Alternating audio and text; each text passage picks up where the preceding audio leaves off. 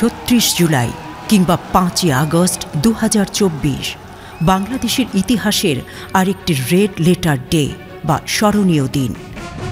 দীর্ঘদিনের শাসন, শোষণ আর নিপীড়নের পর বাংলাদেশ নামের রাষ্ট্রটি এদিন আওয়ামী ফ্যাসিজম আর ভারতীয় আধিপত্যবাদের করাল গ্রাস থেকে মুক্তি পায়।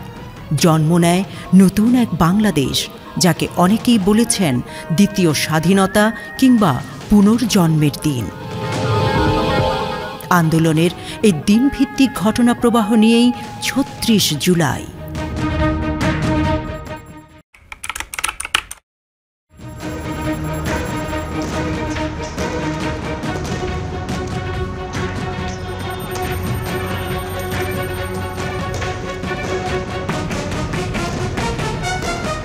শিক্ষার্থীদের শান্তিপূর্ণ আন্দোলনে পুলিশ, বিজিবি, র্যাব ও সোয়াটের ন্যাক্কারজনক হামলা, খুনের প্রতিবাদ, খুনিদের বিচার, সন্ত্রাসমুক্ত ক্যাম্পাস নিশ্চিত করা এবং কোটা ব্যবস্থার যুক্তি সংস্কারের দাবিতে ১৮ জুলাই দেশজুড়ে কমপ্লিট শাটডাউন বা সর্বাত্মক অবরোধ কর্মসূচি ছিল শিক্ষার্থীদের।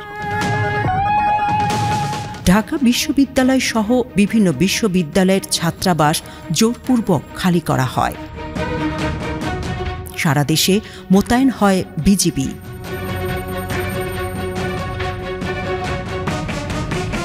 দমন কৌশলে যখন কিছুটা সফল সরকার, তখনই আন্দোলনের ইতিহাস মোড় নেয় এক অন্য উচ্চতায়। ঢাকা বিশ্ববিদ্যালয় ক্যাম্পাস যেখান থেকে আন্দোলন শুরু হয়েছে, সেই ক্যাম্পাসকে বন্ধ ঘোষণা করেছিল। তখন সবাই অনেক বেশি আতঙ্কিত হয়ে পড়ে এবং উদ্বিগ্ন হয়ে পড়ে আন্দোলনের ভবিষ্যৎ নিয়ে। ঠিক সেই সময়ে আমরা আমাদের সারা দেশের দায়িত্বশীল জনশক্তি এবং মুক্তিকামী ছাত্র জনতা, পাশাপাশি প্রাইভেট বিশ্ববিদ্যালয়ের শিক্ষার্থীদের সাথে আমরা সেদিন সন্ধ্যা মিটিং করি এবং আমরা সবাইকে বলেছিলাম এই আন্দোলন এখন আর ঢাকা বিশ্ববিদ্যালয়ের মধ্যে থাকবে না, এই আন্দোলনটাকে আমরা সারা দেশে ছড়িয়ে দেব। এবং সে আলোকে পরবর্তী দিন প্রাইভেট বিশ্ববিদ্যালয়ের আমাদের ভাই বোনরা যেভাবে রাস্তায় নেমেছিল, তারা যেভাবে তাদের জীবনকে উৎসর্গ করেছিল, আমি মনে করি এই জুলাই বিপ্লবের সফলতার অন্যতম যদি ক্রেডিট দিই, সেটা হচ্ছে আমাদের প্রাইভেট বিশ্ববিদ্যালয়ের আমাদের ভাই বোনরা। ফ্যাসিস্টের পেটোয়া বাহিনীর নির্মমতায় পাবলিক বিশ্ববিদ্যালয়গুলো যখন বলা চলে প্রায় থেমে গেছে, সেখান থেকেই রিলে রেসের কাঠি হাতে নিয়ে উত্তাল হয়ে ওঠে বেসরকারি বিশ্ববিদ্যালয়গুলো। 18 জুলাই যখন প্রাইভেট বিশ্ববিদ্যালয়ের শিক্ষার্থীরা নেমে আসে এবং কোনো ধরনের স্বার্থ ছাড়াই এরা বুক পেতে দেয় এবং রক্ত ছড়ায়, এবং এর মধ্যে দিয়ে জাতি আরও অনেক বেশি সাহস পায় যে না, এই ফ্যাসিস্টকে হটাইতে হবে এবং হটানোর মধ্যে দিয়েই আমরা আসলে আমাদের পূর্ণাঙ্গ বিজয় অর্জন করতে পারব। বেসরকারি বিশ্ববিদ্যালয়ের শিক্ষার্থীরা, যাদের সরকারি চাকুরি নিয়ে খুব একটা চিন্তিত হতে দেখা যায় না, তারা এভাবে আন্দোলনে নেমে পড়বে তা সরকারের খুব একটা ধারণাই ছিল না। আসলে প্রাইভেট বিশ্ববিদ্যালয়ের শিক্ষার্থীরা এই আন্দোলনে নামার মূল স্পিরিটটা ছিল কোটা সংস্কার না। কোটা সংস্কারের যে আন্দোলন শুরু হয়েছিল জুলাই মাসের শুরু থেকে, সেটা পাবলিক বিশ্ববিদ্যালয়ের শিক্ষার্থীরা করছিল এবং প্রাইভেট বিশ্ববিদ্যালয়ের সচেতন শিক্ষার্থীরা তাদের সাথে সংহতি জানিয়ে এই আন্দোলনের সাথে শুরু থেকে ছিল। এবং আমরা যত দিন যাচ্ছিল তত আমরা স্পষ্টভাবে দেখতে পাচ্ছিলাম সাধারণ শিক্ষার্থীদের উপর আওয়ামী, যুবলীগ এবং ছাত্রলীগ নৃশংসভাবে হামলা চালাতে থাকে এবং একই সাথে যুক্ত হয় 18 তারিখে পুলিশ। যে ঘটনাটা আসলে আমাদের সবাইকে নাড়া দিয়েছিল 18 তারিখের নর্থ সাউথ বিশ্ববিদ্যালয়, আইইবি, এআইবি, গ্রিন এবং স্টেট সম্মিলিত 5টা বিশ্ববিদ্যালয় এবং নিকটস্থ অন্যান্য স্কুল এবং কলেজের শিক্ষার্থীরা এবং সাধারণ জনগণ মিলে যখন ব্রাকের উদ্দেশ্যে সকাল দিকে আমরা রওনা হই, নতুন বাজার মোড়ে প্রথম দফায় ছাত্রলীগ বাধা প্রদান করে ককটেল ফোটানোর মাধ্যমে, এবং পরবর্তীতে কানাডিয়ান ইউনিভার্সিটির সামনে যে হামলাটা চূড়ান্ত রূপ নেয়, আমরা সেই ঘটনা সবাই দেখতে পেয়েছি। পুলিশ ছাত্রদেরকে যখন টিয়ার শেল, রাবার বুলেট এবং রিয়েল বুলেট সব কিছুর মাধ্যমে যখন ছাত্রদেরকে দমাতে পারছিল না, ঠিক সেই মুহূর্তে তারা বাধ্য হয়ে সেই জায়গা থেকে পালাতে বাধ্য হয়। যদিও তারও আগে থেকেই শান্তিপূর্ণভাবে আন্দোলনে অংশ নিচ্ছিল বেসরকারি বিশ্ববিদ্যালয়ের শিক্ষার্থীরা, তবুও 18 তারিখ যে তাদের নেতৃত্ব দেওয়ার দিন ছিল, সেটা তারা বুঝতে ভুল করেনি। 18 তারিখের শুরুটা হয় খুব ভয়ানকভাবে। আগের দিন রাতে আমাদের উপর থেকে বলা হয়, আমাদের আলোচনার মাধ্যমে একটা ডিসিশন নেওয়া হয় যে কালকে আমরা একটা শক্ত অবস্থানে যাব, আমরা লাগলে রামপুরা ব্রিজ ব্লক করে দেব, তারপরে আমরা যেভাবে হোক আন্দোলন যেমনটা যেভাবে গতিশীল থাকে সেই ব্যাপারে আমরা একটা অংশগ্রহণ করি। 18 তারিখ আসার পথে দেখতে পাই এই জন্য এক রণক্ষেত্র। কানাডিয়ান ইউনিভার্সিটির উপরে অলরেডি প্রশাসনের লোকজন, পুলিশের লোকজন অবস্থান নিয়েছিল। সেখান থেকে তারা মিছিলের উপর, ছাত্রদের মিছিলের উপর নির্মমভাবে গুলি করতেছিল, মুহুর্মুহুর্ভাবে গুলি করতেছি, বৃষ্টির মতন গুলি করতেছিল। আমাদের কাছে নিহত ছাত্রদের ডিফেন্ড করার জন্য কোনো কিছু ছিল না, ছিল শুধুমাত্র ইট এবং লাঠি। এর মাধ্যমে আমরা যতটুকু পারা যায় আন্দোলন করে চালিয়ে যাওয়ার চেষ্টা করেছিলাম। ওই দিনই মূলত দ্বিতীয় দফায় প্রবেশ করে আন্দোলন। সকাল থেকেই দেশব্যাপী প্রতিরোধ, সহিংসতা, সংঘর্ষ ও গুলির ঘটনা ঘটে। শিক্ষার্থীদের সর্বাত্মক অবরোধ কর্মসূচিকে কেন্দ্র করে ঢাকাসহ সারা দেশকেই প্রায় অচল করে দেয়া হয়।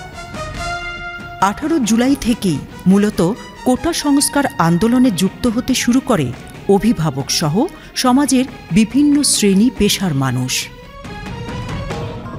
তবে এর আগের দিন থেকেই যাত্রাবাড়ি এলাকায় ব্যাপক প্রতিরোধ গড়ে তোলার খবর পাওয়া যাচ্ছিল, যার নেতৃত্ব ওই এলাকার স্থানীয়রাই দিচ্ছিলেন। 18 তারিখ 19 তারিখ আপনার 2 দিন 3 দিন সরকারকে যেভাবে প্রতিহত করা হয়েছে, সরকার পতনের দিকে অগ্রসর হয়ে গিয়েছিল সেই দিনই। এবং সেই দিনই মানুষ সিদ্ধান্ত নিয়েছিল যে শেখ হাসিনার পতন ঘটাতে হবে। আমাদের সিদ্ধান্ত আরো 2-3 দিন আগে হলেও মানুষের সিদ্ধান্ত নেওয়াটা কিন্তু হচ্ছে 18 তারিখ। 18 জুলাই তারিখে ঢাকা ছাড়াও দেশের 47টি জেলায় দিনভর বিক্ষোভ, অবরোধ, পাল্টাপাল্টি ধাওয়া, পুলিশের হামলা, গুলি ও সংঘাতে বাড়তে থাকে নিহতের সংখ্যা।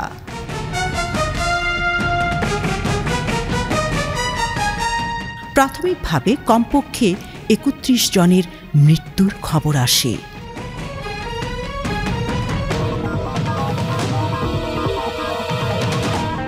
এদিন শহীদ হন বাংলাদেশ ইউনিভার্সিটি অব প্রফেশনালস বিইউপির ছাত্র মীর মাহফুজুর রহমান মুগ্ধ।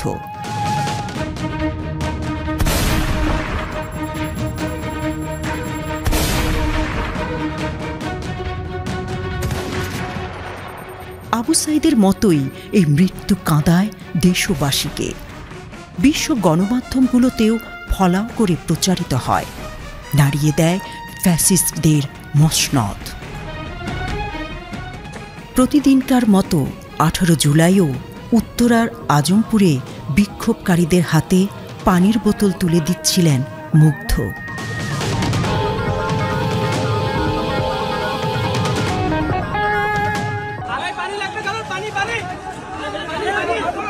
টি শার্টের হাতা দিয়ে টিয়ার গ্যাসে জ্বলতে থাকা চোখ মুছতে মুছতেই পানি নিয়ে ছুটে যাচ্ছিলেন সবার কাছে। কিন্তু এর মাত্র 15 মিনিটের মাথায় ঢাকায় দুপুরের উত্তাপে বিশ্রাম নেওয়ার সময় একটি বুলেট তার কপালে এসে বিঁধে।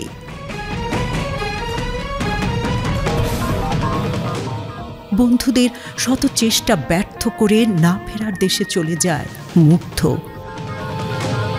তবে যাওয়ার আগে তার রেখে যাওয়া আদর্শে সহযোদ্ধাদের মাঝে ছড়িয়ে পড়ে বিক্ষোভের আগুন, সুখ পরিণত হয় শক্তিতে। নিহতের পাশাপাশি হাসপাতালগুলোতে বাড়তে থাকে আহতের সংখ্যা, ছাড়িয়ে যায় আহত 1,500-এর বেশি। আহতদের একটা বড় অংশ চোখে আঘাত পায়। এদিন র্যাপার হান্নান লিখেন তার বিখ্যাত গান আওয়াজ উঠা। বাংলাদেশ রাস্তায় এত রক্ত কাগো, আওয়াজ উঠা বাংলাদেশ। গানের কথাগুলো আন্দোলনকারী শিক্ষার্থীদের মাঝে উদ্দীপনা তৈরি করে। এর কয়েকদিন পরে এমন প্রতিবাদী গানের জন্য হান্নানকে গ্রেফতারও করা হয়।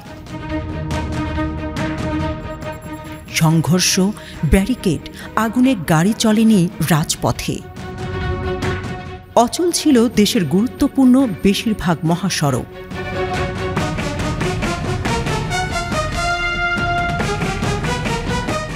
দিনভর ইন্টারনেট সেবা বিঘ্নিত হয়। সব মিলিয়ে স্লোগান, গুলি, সাউন্ড গ্রেনেড আর মিছিলে মিছিলে শহরগুলো যেন আতঙ্কের এক একটা নগরীতে পরিণত হয়।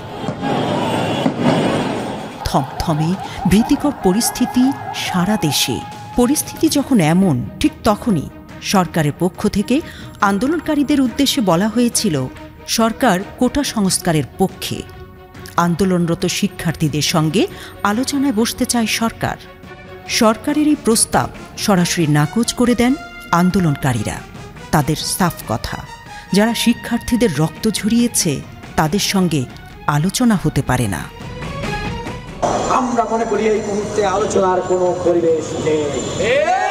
RAB, police, BJP, BDR, Awami League, Chhatra League, Jubo League তাদেরকে এই মুহূর্তে তুলে নিন, তাদেরকে শান্ত হতে বলুন। আমরা সুস্পষ্টভাবে বলতে চাই, প্রত্যেকটি বিশ্ববিদ্যালয়, কলেজ, শিক্ষা প্রতিষ্ঠান আপনারা খুলে দিবেন। কবে খুলে দিবেন সেই ডেট আপনাদেরকে ঘোষণা করতে হবে। পরে সন্ধ্যায় আপিল বিভাগের চেম্বার বিচারপতি এম এনায়েতুর রহিম কোটা বাতিলে শুনানির বিষয়ে এক আদেশ দেন। আদেশে আপিল বিভাগের শুনানির দিন এগিয়ে এনে রোববার দিন ধার্য করেন। তবু মধ্যরাত পর্যন্ত বিক্ষোভ চলতে থাকে সারা দেশে। আন্দোলনকারীরা আন্দোলন চালিয়ে যাওয়ার ঘোষণা দেন।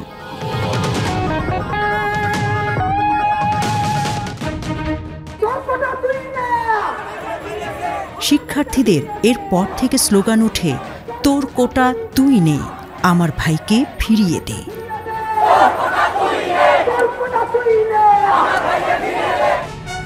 সকাল থেকেই রাজধানীর বাড্ডা, রামপুরা, উত্তরা, সায়েন্স ল্যাব, ধানমন্ডি, মিরপুর এলাকা পুলিশ ও ছাত্রলীগ, যুবলীগ নেতাকর্মীদের সঙ্গে আন্দোলনকারীদের সংঘর্ষে রণক্ষেত্রে পরিণত হয়।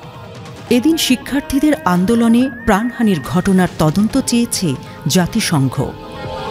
সংস্থাটির মানবাধিকার প্রধান ভলকার তুর্ক সামাজিক যোগাযোগ মাধ্যম এক্সেতে দেওয়া পোস্টে তদন্তের দাবি জানান।